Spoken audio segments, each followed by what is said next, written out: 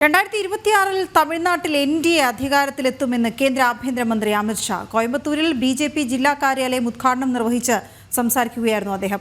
ഡിഎംകെയും സ്റ്റാലിനും parliament സീറ്റുകൾ വെട്ടിക്കുറയ്ക്കാൻ പോകുന്നുവെന്നുൾപ്പെടെ വ്യാപകമായി നുണപ്രചരണം നടത്തുന്നുവെന്നും ഡിഎംകെ അഴിമതി പാർട്ടിയാണെന്നും അദ്ദേഹം വിമർശിച്ചു. കോയമ്പത്തൂർ പീളമേട് പോലീസ് സ്റ്റേഷന് സമീപത്താണ് ബിജെപിയുടെ ജില്ലാ കാര്യാലയം കേന്ദ്ര ആഭ്യന്തര വകുപ്പ് മന്ത്രി അമിത് ഷാ ഉദ്ഘാടനം ചെയ്തത്. തുടർന്ന് സംസാരിച്ച അദ്ദേഹം 2026 തമിഴ്നാട്ടിലെ ദേശവിരുദ്ധ അഴിമതി സർക്കാരായ ഡിഎംകെയെ പുറത്താക്കി എൻഡിഎ സർക്കാർ അധികാരത്തിൽ എത്തുമെന്ന് പറഞ്ഞു. പുതുയുഗപ്പിറവിയായിരിക്കും അത്. തമിഴ്നാടിൻ്റെ ഭാഷയും സംസ്കാരവും സംരക്ഷിക്കുന്നതിന് സ്വാതന്ത്ര്യത്തിന് ശേഷം ഏറ്റവും കൂടുതൽ ഇടപെടൽ നടത്തിയത് പ്രധാനമന്ത്രി നരേന്ദ്രമോദിയാണ്.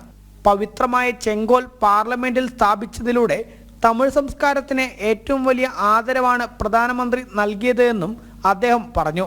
पवित्र सेंगोल को संसद भवन में प्रस्थापित कर सारे भारत के लोकतंत्र के मंदिर में तमिल संस्कृति को प्राधान्य देने का काम नरेंद्र मोदी जी ने किया है. തമിഴ്നാട്ടിൽ ക്രമസമാധാനം പൂർണ്ണമായി തകർന്നിരിക്കുകയാണ്. വ്യാജവാറ്റിനെതിരെ പരാതിപ്പെട്ടവർ കൊല്ലപ്പെട്ടിരിക്കുന്നു. രാജ്യവിരുദ്ധ നീക്കങ്ങളാണ് തമിഴ്നാട്ടിൽ നടക്കുന്നത്.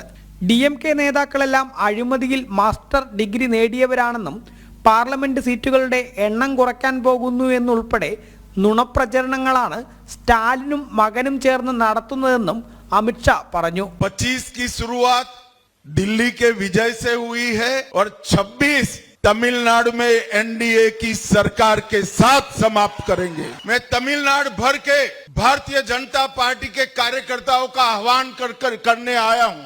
समय आ गया है तमिलनाडु में डीएमके की ये देश विरोधी और भ्रष्टाचारी सरकार को समाप्त करने का.